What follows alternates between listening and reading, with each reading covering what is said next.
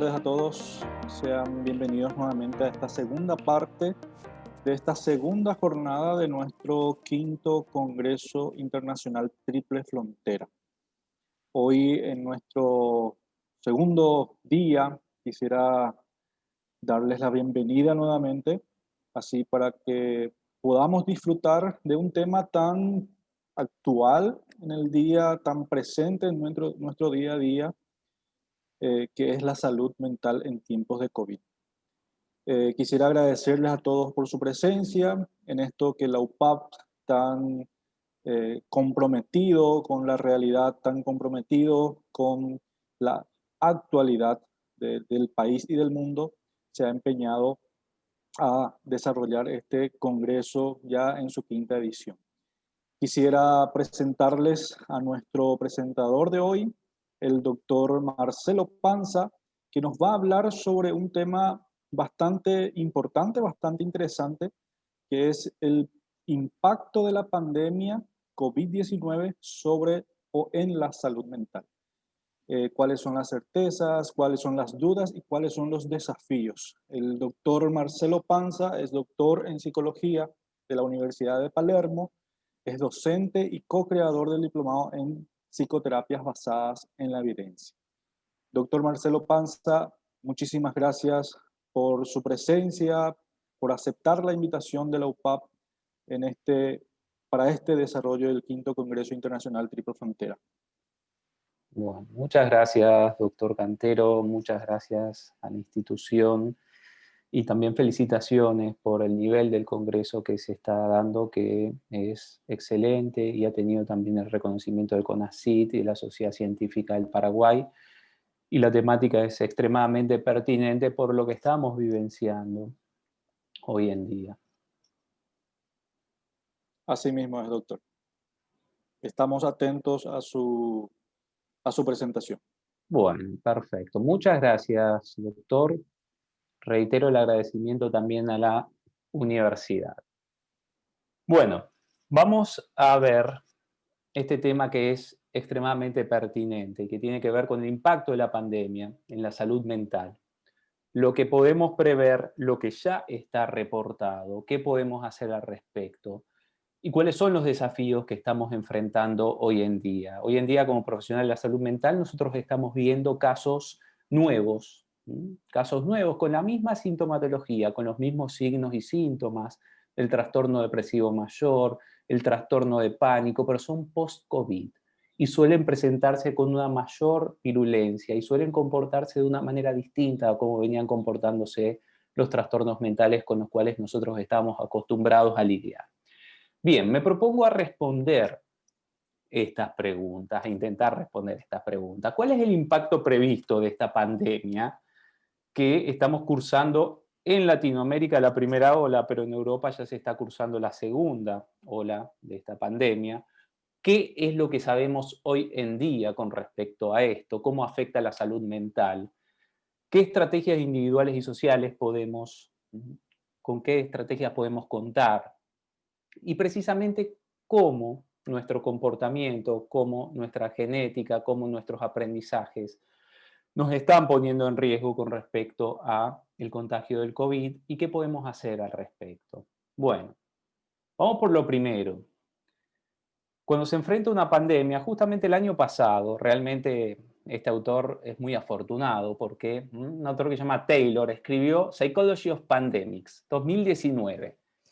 Cuando escribió el libro pasó totalmente desapercibido porque no es muy interesante para la mayoría de los profesionales de la salud mental la psicología de las pandemias, siendo que la última pandemia pasó en 1918. Pero bueno, realmente hoy en día es, por lo menos para nosotros los especialistas en el comportamiento, un libro obligado, Psychology of Pandemics. ¿Cuáles son los factores que inciden en la salud mental ambientales? Porque ustedes saben que una ley básica de la genética comportamental es que todos nuestros comportamientos están mediados por factores, por características hereditarias. Bueno, pero ¿cuáles son los factores ambientales? Bueno, cualquier tipo de amenaza, cualquier tipo de pérdida, el aislamiento social, la inactividad, situaciones traumáticas en las cuales nos sentimos indefensos, situaciones de violencia, todo lo que es incertidumbre, una reducción a menos de 7 o a más de 9 horas de sueño suele incidir negativamente en la salud mental. El uso de sustancias que alteran el funcionamiento del sistema nervioso, el tema de la alimentación y las enfermedades físicas y orgánicas. Bueno, obviamente que mucho de esto tiene que ver con la pandemia. Hay dos grandes mecanismos que nosotros podemos predecir que van a estar afectados. Ahora vamos a ver si esto es así o no. Por un lado, el estado de ánimo y por otro lado, la ansiedad. Con respecto al estado de ánimo, el estado de ánimo es un mecanismo interno que nos informa con respecto al control que tenemos sobre el entorno. Este esquema de retroalimentaciones positivas, concretamente 14 retroalimentaciones positivas, es el esquema que diseñaron Wittenborn y colaboradores con respecto a cómo se comporta el trastorno depresivo mayor en sus variables ambientales, cognitivas y fisiológicas, integrando todas las hipótesis del trastorno depresivo mayor. Pero si lo llevamos a un plano de normalidad, tiene que ver con todos los factores que inciden en la regulación de nuestro estado de ánimo.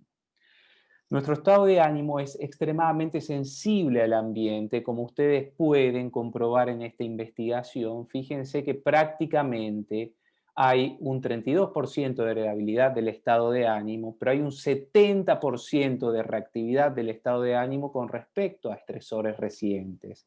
Y precisamente, todo lo que sea aislamiento, todo lo que sea inactividad o una estimulación monótona, todo lo que son pérdidas y frustraciones, todo lo que es un ambiente aversivo, un ambiente punitivo, todo lo que es dormir más de 9 horas o menos de 7, y todo lo que es utilizar sustancias que alteren, que depriman o que sobreestimulen el sistema nervioso central, son predictores de estado de ánimo bajo o de disregulación del estado de ánimo.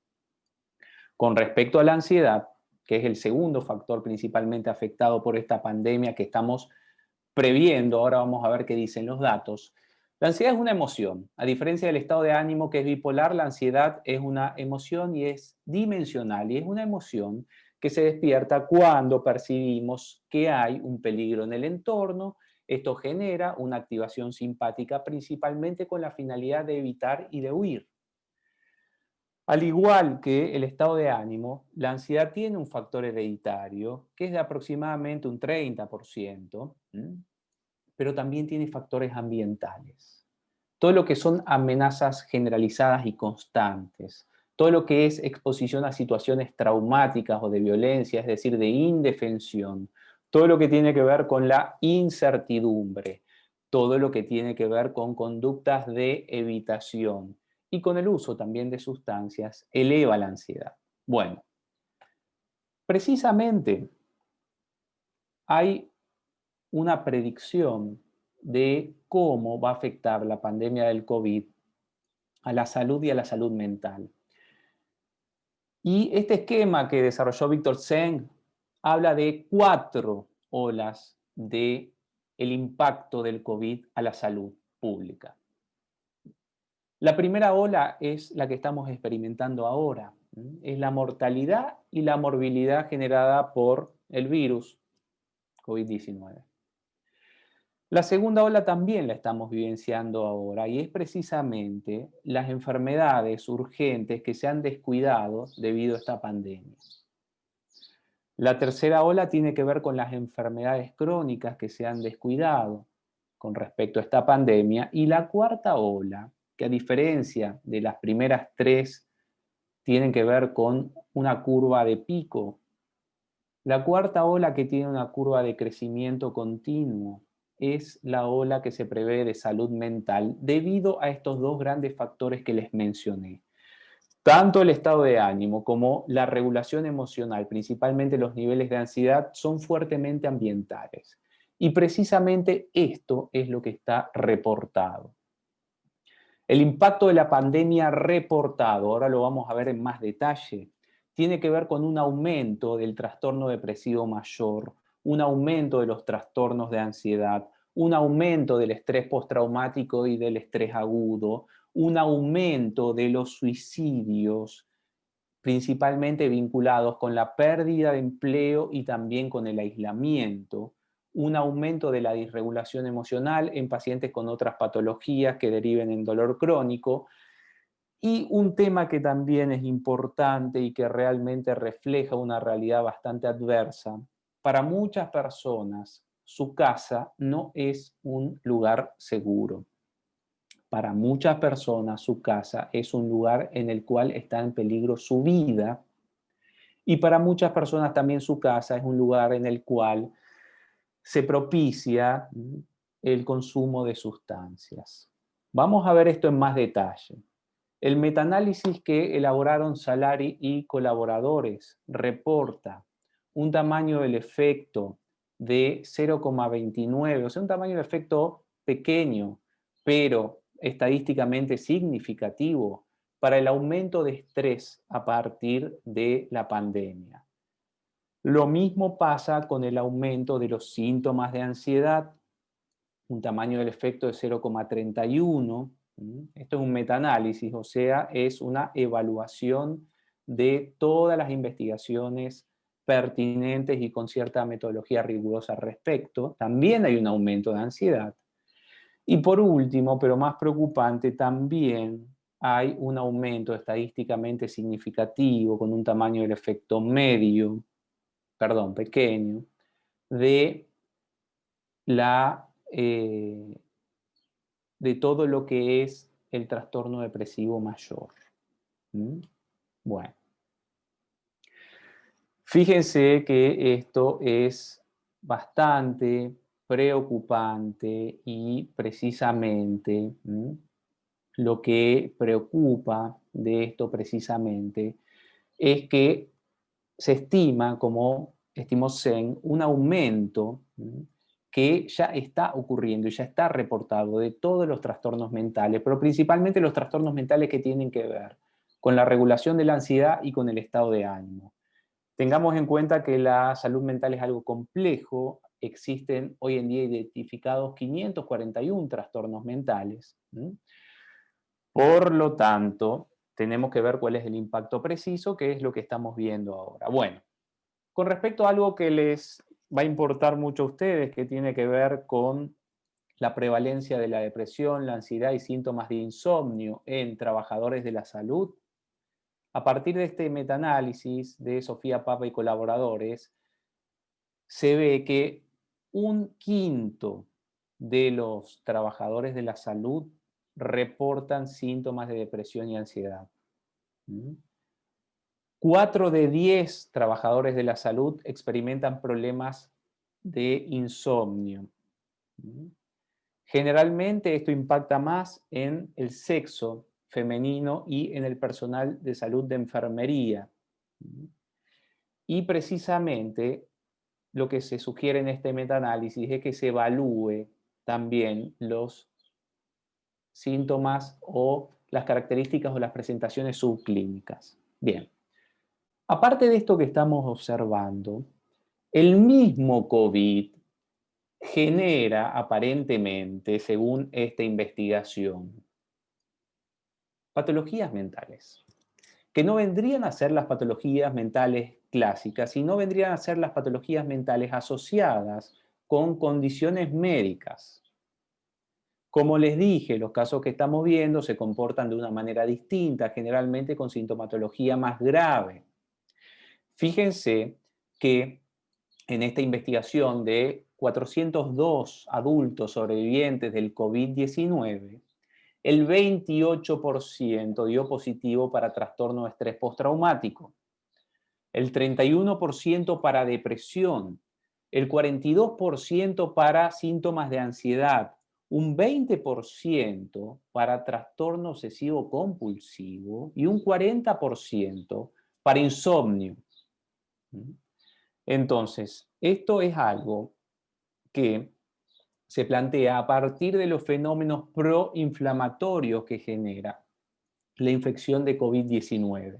O sea, no es solamente que el aislamiento la pérdida de empleos, el cambio, la incertidumbre, pueden estar propiciando un aumento de trastornos depresivos y de trastornos de ansiedad, sino que también el mismo virus propende a generar esto.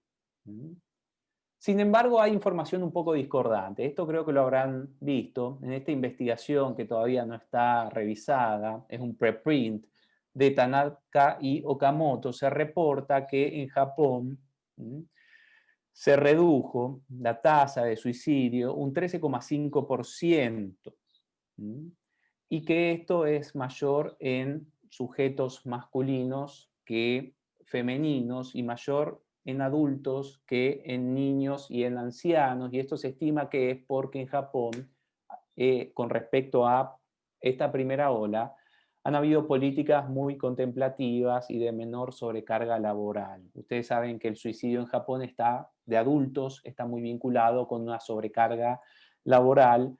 Se trabaja 15, 16 horas por día y precisamente eso genera un estrés continuo. El estrés continuo afecta el cortisol afecta a las interleucinas y eso reduce el estado de ánimo. Esa es la hipótesis que se tiene. Bueno, algo un poco más complicado.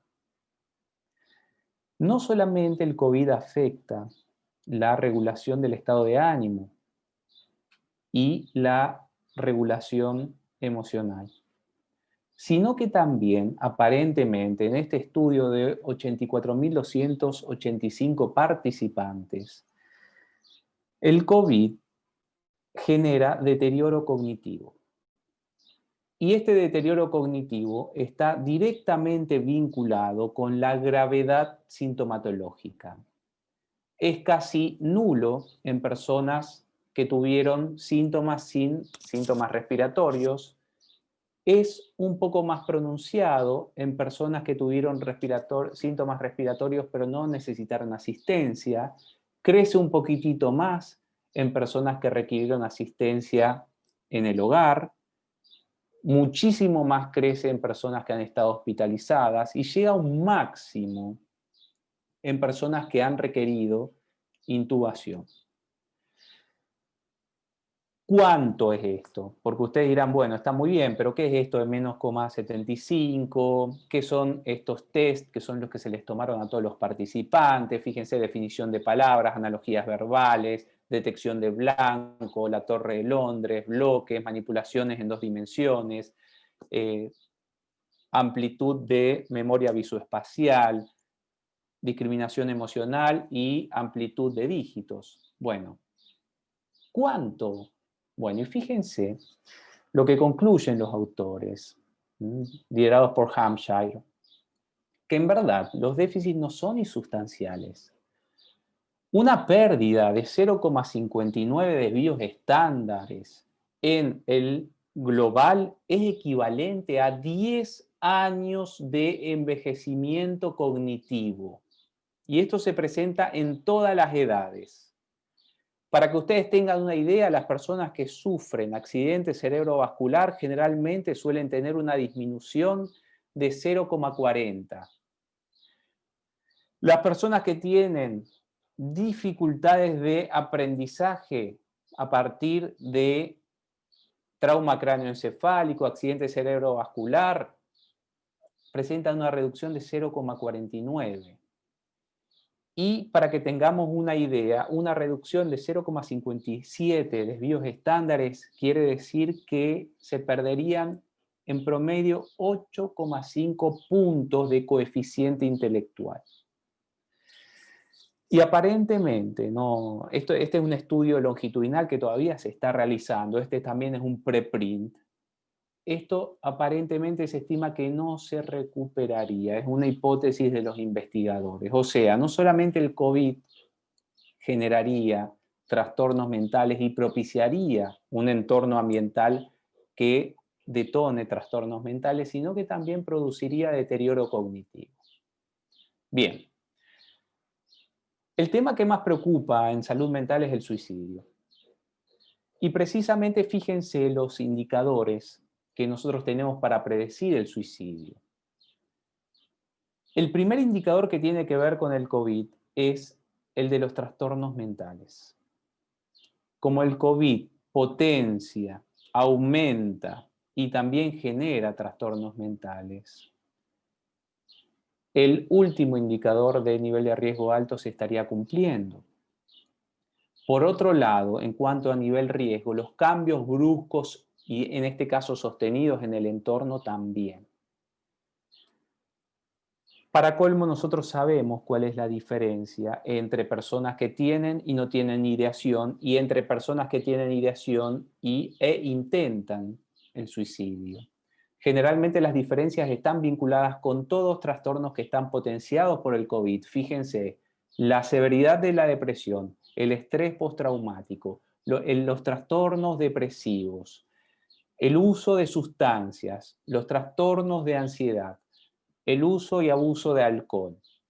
Son factores predictores de la ideación suicida. ¿Y cuáles son los factores que diferencian las personas que tienen ideación de las personas que intentan suicidarse? Bueno, la presencia de trastorno depresivo mayor, la presencia de trastorno de estrés postraumático, la presencia de trastornos de ansiedad, uso de sustancias, drogas, haber sufrido abuso sexual también es un predictor.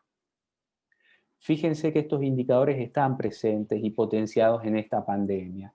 Este estudio también replica lo que vengo diciendo. Episodios depresivos mayores, estrés postraumático, bueno, acá también se agrega trastorno de pánico, que está potenciado también, bien. Y este estudio también prácticamente sostiene lo mismo. El principal indicador es algún trastorno del estado de ánimo, el segundo una depresión mayor, el tercero uso de sustancias. Bueno, fíjense que hay varias hipótesis con respecto a lo que genera el suicidio. Y precisamente, hoy en día, en este entorno, esto está potenciado. Y precisamente es algo que tenemos que ir viendo porque se estima que va a haber una mayor cantidad, un aumento. Vieron que las predicciones eran bastante modestas. Vamos a ver, ojalá que se cumplan en el sentido de que no sean tan grandes. La tendencia a evitar el dolor y alcanzar el placer es una tendencia básica del ser humano. Cuando empezamos a asociar nuestro entorno con dolor, se despierta la ideación suicida. El sentirse inútil, el sentir que el futuro es malo o negativo y que el mundo está vacío, es otro fenómeno que también predice el suicidio y tiene que ver con los aspectos típicos fenomenológicos del trastorno depresivo mayor, lo que vulgarmente se conoce como la depresión. Un entorno con estímulos aversivos aleatorios, ¿qué es lo que tenemos ahora? Porque es un entorno poco predecible también, es la hipótesis de la indefensión aprendida. Problemas disregulativos de las emociones también, y por último, pero más importante, porque quiero que veamos esto, tiene que ver con el tema del dolor, la desconexión y la capacidad, la teoría interpersonal del suicidio. ¿Y por qué quiero que hablemos de ella? Porque fíjense que se tienen que cumplir 3 grandes criterios para un suicidio consumado. Acuérdense que el suicidio puede estar, como habrán visto, presente en diversos trastornos mentales. El primer criterio es el dolor. El dolor puede ser anímico o puede ser físico, de ahí que las personas con dolor crónico suelen tener ideación de suicidio. El segundo criterio, y quiero que lo pensemos a esto, porque es lo que está pasando ahora a muchas personas, es sentirse desafiliado, sentirse aislado, sentirse solo o sentirse una carga. Y el tercer factor, lamentablemente, es un factor muy asociado con la práctica de las ciencias de la salud y es conocer los medios de eliminación. Hay 3 grandes preguntas que predicen el suicidio según la teoría interpersonal. Si la persona está con dolor, si la persona está desconectada socialmente. Y por último, si la persona sabe, es capaz de realizar el suicidio Y esto tiene que ver con dos factores, con no tenerle miedo a la muerte, por un lado, y por otro lado, con tener conocimientos pertinentes con respecto a la autoeliminación. Se estima que de 10 a 20 intentos de suicidio generan un suicidio. Las mujeres intentan suicidarse más que los hombres, pero los hombres suelen tener más éxito en la consecución del suicidio debido a la elección de métodos más violentos de autoeliminación. Bueno, precisamente por este factor 2 de los vínculos sociales es que preocupa y es lo que está reportado, que se prevén aumentos de suicidio de manera global. Bueno, realmente hay 541 trastornos mentales identificados hoy en día y precisamente el impacto que va a tener la pandemia va a ser específico en el individuo. Va a depender primero de su estado de salud mental general. Ustedes saben que hay un 30% a 40% de la población que está padeciendo al menos algún trastorno mental. Y obviamente que un contexto de incertidumbre y de infección vírica no propicia a la salud mental. También la salud física general, como les dije, se están viendo muchos pacientes post-COVID con trastornos mentales que antes no padecían. El tema de la afectación económica es importante, la afectación ambiental con respecto al aislamiento también, y características específicas de la persona. Gran extroversión, gran neuroticismo y baja apertura van a propiciar obviamente que una persona sea propensa a tener disregulación emocional, a tener problemas anímicos. El factor resiliencia también es muy importante porque es la capacidad que tiene el individuo de recuperarse de adversidades. Ahora bien, ¿qué cosas podemos hacer? Hay factores mínimos que nosotros podemos usar para protegernos y proteger a las personas que queremos. Hay 3 factores mínimos de salud mental que son preventivos y que se conocen hace ya décadas. El primer factor preventivo de cualquier trastorno mental con fuerte carga ambiental es el de la actividad. Obligarnos a estar activos, tener rutinas, ejercicios, actividades dirigidas por las cosas que más valoramos y actividades placenteras es un factor predictor porque precisamente ayuda a regular aspectos neuroquímicos, endocrinos e incluso inmunológicos. Un segundo factor preventivo que hoy en día está muy dañado es el tema de la sociabilidad. Y en esta pandemia se sugiere que haya un distanciamiento físico, pero no un distanciamiento social, cosa que ustedes saben, lamentablemente no se está cumpliendo tanto.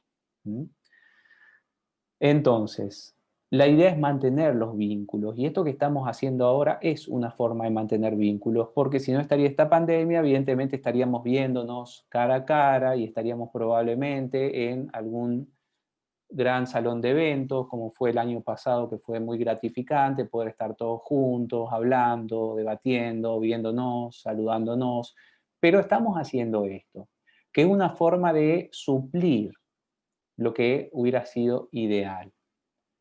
Bien, y por último el tema de los intervalos. El tema del sueño es demasiado importante y nosotros generalmente lo dejamos de lado. Dormir más de 8 horas por día y menos de 7 horas por día no hace bien. Dormir más de 8 horas por día puede ser depresógeno en algunas personas y dormir menos de 7 obviamente que lo es. Los intervalos de tiempo, de descanso, de alimentación, de actividad y de placer son muy importantes. Estos son factores mínimos de protección. Y fíjense que con respecto a la problemática que más nos preocupa, que es el suicidio, existe, siempre se habla de que se puede prevenir, pero ¿se puede prevenir? ¿Cuál es la evidencia y cuánto se puede prevenir? Bueno, vamos a ver las evidencias. Con respecto a intervenciones focalizadas en colegios, en universidades, en instituciones, nosotros vemos que la prevención de suicidios consumados tiene un tamaño del efecto medio de 0,53, siendo estadísticamente significativa, y con respecto a los intentos de suicidio también, de 0,44, siendo también estadísticamente significativa. Quiere decir que en este metaanálisis, los estudios que se tomaron de prevención institucional del suicidio, fíjense que fueron 15 estudios con 29.000 participantes, reportan que hay una posibilidad de prevenir con un tamaño del efecto medio a partir de intervenciones. A partir de psicoterapia, principalmente vinculada con los trastornos, el trastorno de la personalidad límite o borderline y el trastorno depresivo mayor. La terapia cognitiva comportamental y la terapia dialéctica comportamental generaron reducciones de 55% en la ideación de suicidio y de 37,5% en los suicidios consumados. Y por último, en una revisión sistemática de 10 años, los métodos más efectivos para predecir el suicidio tienen que ver primero con la restricción de acceso a los medios de eliminación. Psicofármacos, venenos, sogas, ventanas, armas, cuchillos. Bien. Segundo, con respecto a los programas que ya vimos de prevención. Tercero, con respecto a la psicoterapia y a la psicofarmacología basada en la evidencia. O sea, hoy en día podemos prevenir los suicidios y es muy importante hacer énfasis en esto. Bueno. El problema que tenemos con esta pandemia es que nosotros estamos cognitivamente preparados para enfrentarla. Digo, la especie humana está cognitivamente preparada para enfrentar la pandemia, pero no comportamentalmente. Cognitivamente estamos desarrollando vacunas y probablemente los resultados de las mismas se van a ver pronto. Cognitivamente estamos rompiendo récord de desarrollos de vacunas. Nunca antes había pensado que se podía lograr vacunas en tan corto tiempo. Pero comportamentalmente, pueden ver acá la imagen. Esto es algo de todos los días, en todos los países, en todas las situaciones. Estamos viendo que tenemos mucha dificultad para adaptar nuestro comportamiento a las conductas de prevención de la pandemia. Cuando digo que estamos cognitivamente preparados, fíjense, tenemos hasta ahora 0 vacunas aprobadas. Esto de ayer. 6 vacunas con aplicación limitada, 13 en fase 3, 17 en fase 2, 37 en fase 1.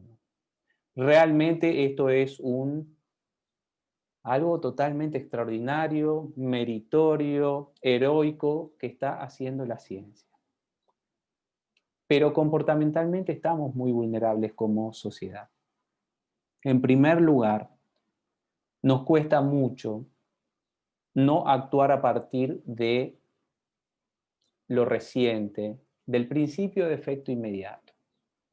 Lo que da placer se repite, estar con gente, ver a gente conocida, ver amigos, ir a fiestas, ir a bares, compartir, hablar de cerca, estar con mucha gente, a la mayoría de las personas le da placer. Salvo que tengan fuerte introversión, rasgos de autismo o ansiedad social. La mayoría de las personas disfrutan mucho de esto y para peor han aprendido que esto es muy placentero y esto va en automático. Por otro lado, muchas personas dicen, yo hago vida normal y todavía no me contagié. El principio de habituación, exponiéndonos a los peligros, mientras no pase nada le perdemos el miedo al peligro. El principio de la asociación pasada dice que lo que en el pasado se asoció con placer se va a repetir. ¿Con qué asociamos nuestra sociabilidad? Con las cosas más placenteras. Entonces es muy difícil restringirla hoy en día. Hay otras cuestiones que, como un especialista en el comportamiento, me preocupan mucho. Por ejemplo, desde el año 2000 en adelante se viene generando una idea que está muy permeada, o sea, que ha permeado mucho en la cultura, de que el optimismo es bueno, de que hay que ser optimistas. El optimismo es bueno si hay muchas oportunidades y pocos riesgos, pero es muy malo si hay muchos riesgos y pocas oportunidades. ¿Mm? La negación también es un fenómeno frecuente frente a mucho estrés. Muchas personas tienen esta estrategia para hacerle frente a el peligro. Cuando uno ve a alguien que está fumando y uno le pregunta, ¿no te preocupa tu salud? ¿Qué impacto va a tener en tu salud? Y nos dicen de algo hay que morir. Bueno, esa es una negación. Muchas personas prefieren, y esto es involuntario, inconsciente, automático, negar el peligro a aceptar las consecuencias del peligro, y es que hay que cuidarnos más. Y por último, bueno, esto está muy reportado en todas las sociedades, la fatiga social y el razonamiento emocional. Estos son factores que están dentro nuestro y que nos hacen vulnerables. Por eso digo que comportamentalmente no estamos tan preparados para enfrentar esta pandemia. Y los desafíos que tenemos que enfrentar es precisamente tratar de ser realistas, de que estamos todavía en una situación pandémica. Creo que son conscientes, ustedes saben lo que está pasando en el sector sanitario ahora. Se está empezando a colapsar. Que hay que ver cuán beneficioso es arriesgarnos y cuán costoso puede ser. Que tenemos que ver bien también qué es lo que más nos importa. Si es la diversión o si es preservar a nuestros seres queridos. A veces tenemos que saber que hay que perder para ganar ciertas cosas. Esto se llama costo de oportunidad en economía. También tenemos que reconocer que estamos pasando una etapa horrible, muy desagradable, pero es lo que estamos pasando ahora y es mejor aceptarlo y hacerle frente que negarlo o que pensar que esto va a pasar rápido. Y bueno, también ustedes saben, hay una conferencia sobre esto, utilizar mis recursos para sobrevivir, para cuidar a los demás, para vivir, pero también una cuestión que es importante, para poder asimilar, para poder hacer un duelo por las personas que hemos perdido en esta pandemia y que quizás, quién sabe, espero que no, que quizás perdamos también. Entonces, estas son cuestiones que tienen que ver con los desafíos y las reflexiones a las cuales podemos llegar. Una primera cuestión que genera incertidumbre es si va a haber una segunda ola. En 1918 a 1920 se dio la famosa pandemia de la gripe española. Murieron 50 millones de personas y constó de 4 olas. Era otro virus, era otra sociedad, era otra ciencia, era otra técnica. Pero en Europa ya se está reportando una segunda ola y esas 4 curvas de Zeng que vimos pueden replicarse si hay una segunda ola.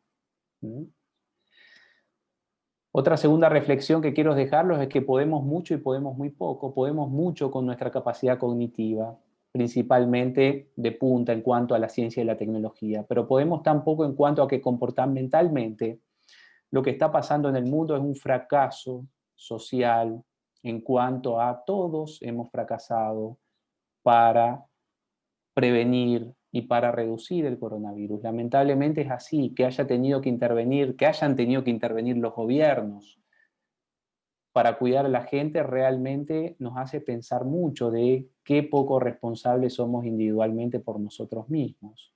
Realmente es algo que tendríamos que reflexionar un poco más. Y el tercer desafío es que evidentemente esto va a generar cambios epidemiológicos, diagnósticos y terapéuticos en la salud mental. Con respecto a cambios epidemiológicos, tenemos que ver que probablemente haya una nueva categoría de trastornos mentales en cuya etiología participe la infección de coronavirus. También esto va a cambiar el tema diagnóstico y el tema terapéutico. ¿Por qué les digo? Porque estamos viendo muchos pacientes con patologías mentales post-COVID que suelen reaccionar menos a los tratamientos bien establecidos, con los cuales solemos tener más dificultades para lograr mejoras. Y esto es un desafío para toda la sociedad y para la salud mental en sí. Entonces, estamos teniendo estas dificultades y precisamente es algo que hoy en día nos está interpelando. Esta pandemia nos está interpelando como sociedad, nos está interpelando como profesionales, nos está interpelando como individuos y como miembros de una sociedad. Bien, esto es todo lo que tengo para decirles, así que escucho preguntas, comentarios. Creo que más pertinente que del desarrollo de este tema después de haber pasado o seguimos pasando un tiempo de tanta sobrecarga de estrés en esto que todavía sigue siendo la pandemia a nivel mundial, ¿verdad? Y la expectativa de que si viene o no esa segunda ola en nuestra región y principalmente en nuestro país, ¿verdad? Em, Creo y considero yo que el gran trabajo que nos queda a nosotros los profesionales de la salud es trabajar un poco en cómo enlazar ese conocimiento cognitivo con lo comportamental, ¿no es así? Así mismo, así Eh, mismo. sí. Tenemos algunas preguntas del auditorio que vamos a compartir con usted, doctor, a ver si eh, es oportuno también aclararle algunas cuestiones a nuestros a nuestro auditorio. Bien. Eh, Dice la primera pregunta, ¿los miedos más comunes son el miedo de la muerte o quedarse gravemente eh, doliente, Sí. de contaminar a otros o de repercusiones económicas involucradas? La adopción de una serie de nuevos hábitos o medidas que puedan contribuir para intensificar esa situación. Bueno, Coméntenos cuál es su percepción acerca de esta situación en post-pandemia, nos comenta Ana Ángela. bueno, Ana Ángela. eh, Antes, lo que decía doctor, sí, es realmente muy pertinente y ese es un desafío que tiene principalmente la ciencia psicológica, lo que usted dijo, de cómo nosotros podemos hacer un poco más intelectual, cognitivo, racional nuestro comportamiento. Bueno, precisamente hay toda una línea de psicología de la salud que siempre habla de que muchos grandes problemas de salud tienen que ver, principalmente en cuanto a prevención y en cuanto a etiología, con problemas de comportamiento. Todas las enfermedades crónicas no transmisibles son un ejemplo, o sea, son enfermedades que se fueron generando por problemas de comportamiento que se han consolidado. Ejemplo, imagínense que una diabetes tipo 2, la hipertensión. Bien, es un problema porque lamentablemente nuestra genética data de 350.000 a 250.000 años atrás. Nuestros comportamientos más profundos y consolidados son comportamientos que tienen funciones de una supervivencia en un entorno que ya hoy en día no existe más. Entonces, ese es un problema que vemos todos los días, doctor, y que siempre se está tratando de trabajar para cómo podemos convivir con esa herencia primitiva que todos tenemos, principalmente en el centro de nuestro cerebro, para simplificar en la parte límbica, sin hacerle caso o haciéndole el menor caso posible, para perjudicarnos lo menos posible con este desfasaje evolutivo. Pero es muy interesante esto que dijo el doctor. Y sí, hay varias estrategias que se tratan de hacer y hay varias propuestas que nacieron de estrategias de ingeniería social o de psicología social para poder generar una sociedad más responsable y más protegida.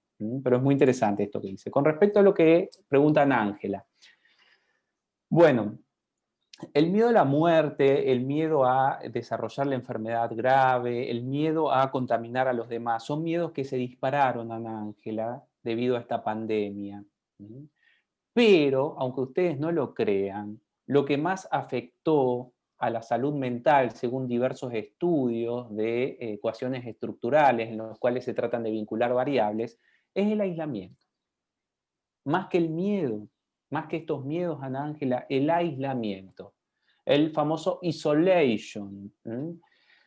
El aislamiento afectó demasiado y afectó mucho más el aislamiento que las repercusiones económicas. Entonces, es lo que está reportado. Si ustedes me preguntan a mí intuitivamente, y me parecería que estos miedos que estás diciendo, Ana Ángela, tendrían que afectar más que el aislamiento. Sin embargo, lo que está reportado es que el factor principal que afecta a la salud mental en la pandemia, sacando a la gente que se infectó por COVID, es el aislamiento. Y precisamente la idea no es no aislarse, sino es precisamente buscar medidas alternativas de conexión social. Como esto que estamos haciendo ahora, Ana Ángela, que estamos hablando entre nosotros. Estamos conectados socialmente. No es lo mismo, pero es algo. Excelente. Dice Yosimar Teixeira, ¿crees que esta pandemia hará que más personas sufran de trastornos mentales? Bueno, lamentablemente sí, el 30% de la población mundial tiene algún trastorno mental, Yosimar. De hecho, acuérdense que existen 541 trastornos mentales, así que tenemos para elegir lo que nos puede tocar. Ahora bien, se estima que esto va a aumentar los trastornos mentales por dos razones. Primero, por los factores ambientales y segundo, porque una cantidad de población se ha infectado de coronavirus y aparentemente, debido a los principios proinflamatorios de la infección, hace que se propenda a desarrollar o a desencadenar o a empeorar trastornos mentales. Entonces se estima que sí, que probablemente, por eso es un desafío epidemiológico. Una vez que pase esta pandemia, les puedo asegurar que si se quieren dedicar a la epidemiología de los trastornos mentales van a tener un trabajo enorme porque se van a disparar los trabajos de epidemiología de los trastornos mentales para ver cuál ha sido el efecto de esta pandemia y también para poder prever qué vamos a hacer con esto, porque se van a necesitar más profesionales de la salud mental, más psiquiatras, más psicólogos, más enfermeros psiquiátricos, que es una carrera que no se sigue en muchos países y que es muy interesante.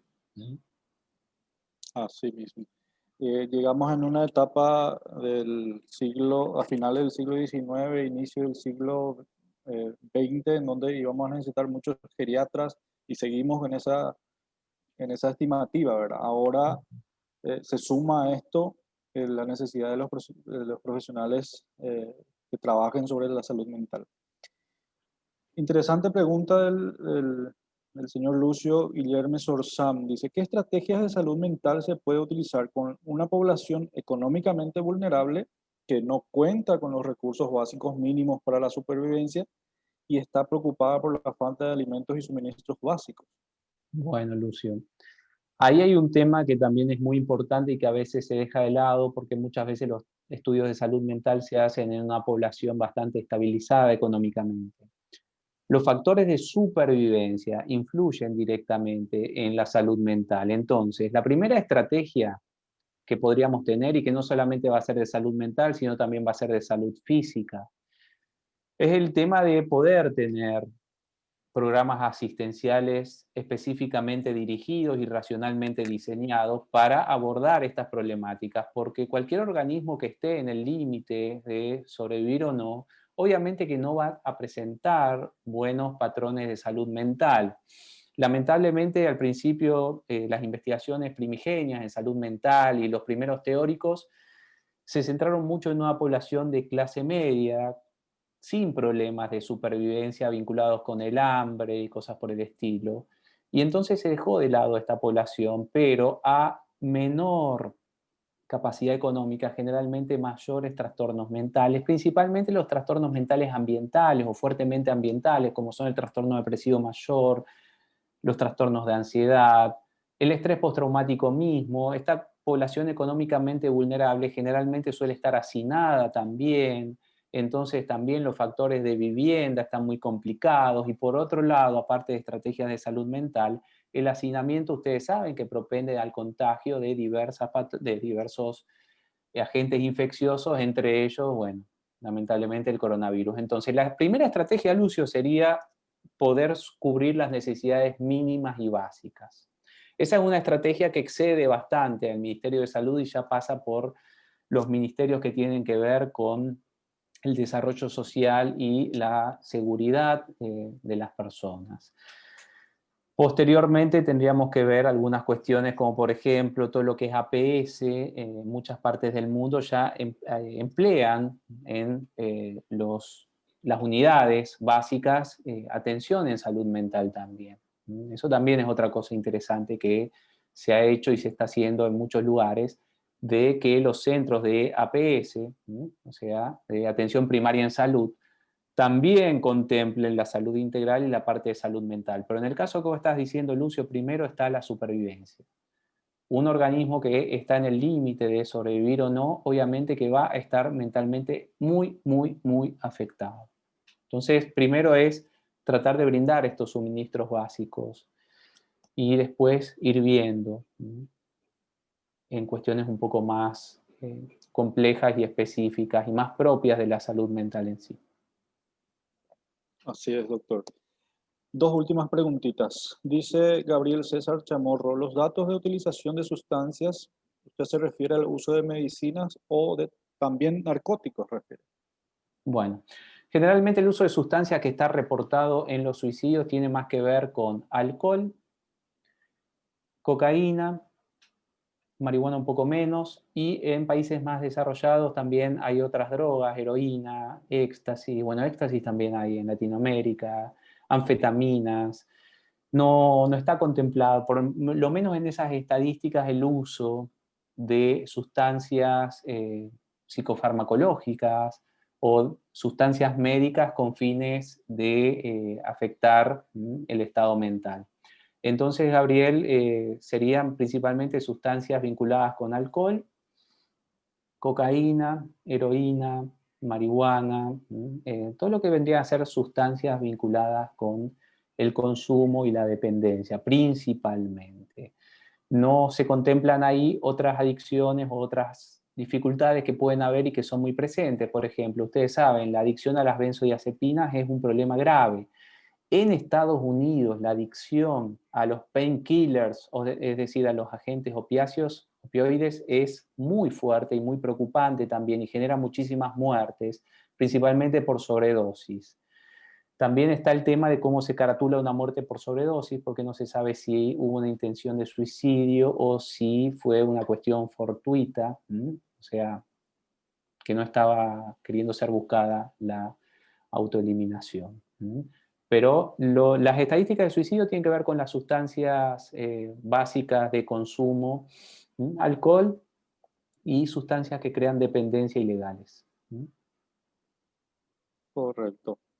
Y finalmente, una pregunta de Robson.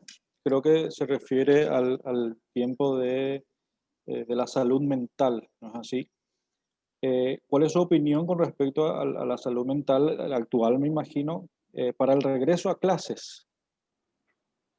La verdad que es difícil porque ahí está un tema complicado, es que es muy difícil predecir qué va a suceder con respecto a esto. No sabemos, no sabemos. ¿Quién sabe? Ojalá, espero, creo que todos deseamos lo mismo, que no haya una segunda ola o que salgan las diversas vacunas. Vieron que hay 6 ya que se están utilizando de manera limitada y que con esto empecemos a inmunizarnos y más la inmunidad adquirida por las personas que se infectaron de coronavirus, haya muy pocos casos y podamos convivir bastante bien con esto y podamos dar inicio a las clases. La verdad que es muy difícil hacer una predicción. A mí me gustan mucho las estadísticas y me gustan mucho los pronósticos. Cuando empezó esto, uno de los principales especialistas en pronósticos dijo que iba a terminar en octubre de este año. A partir de... Bueno, entonces es medio complicado este tema porque realmente es muy difícil predecir un fenómeno frente al cual carecemos de variables para poder hacerlo. Realmente la vuelta a clases en el 2021 no sabemos cómo va a ser. Yo realmente no le puedo dar datos porque realmente ojalá se pueda dar, ojalá se vaya dando, ojalá esto pase, ojalá no haya más víctimas. Creo que todos conocemos, hemos perdido algún ser querido por esto y la idea es precisamente poder cuidarnos más. Hay que tratar de no ser tan optimistas de que todo va a estar bien y tratar de tener la mayor cantidad de medidas de precaución y ver el costo-beneficio. A mí me parece que las reuniones sociales que se están haciendo hoy en día es muy comprensible y no creo que se pueda culpar a nadie, pero estamos corriendo riesgos quizás que no sean tan necesarios de correr.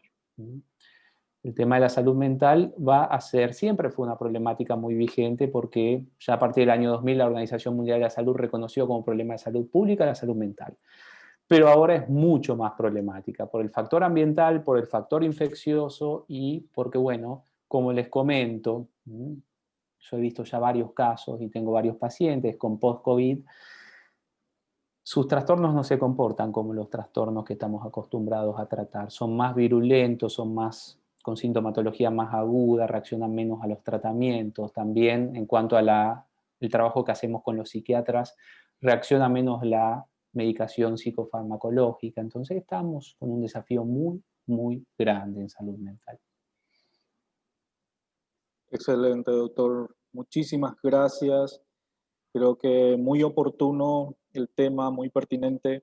Agradecido por parte de la Universidad Politécnica y Artística del Paraguay con usted por haber aceptado nuestra invitación para participar nuevamente, ¿no es así? Ahora de forma virtual Sí, en este sí, sí. quinto Congreso Triple Frontera, cuando lo tuvimos el año pasado aquí ya en forma física, así mismo, aquí en la región fronteriza. Eh, Muy oportuno, como le decía, esta participación. Agradecidos a todos por su participación.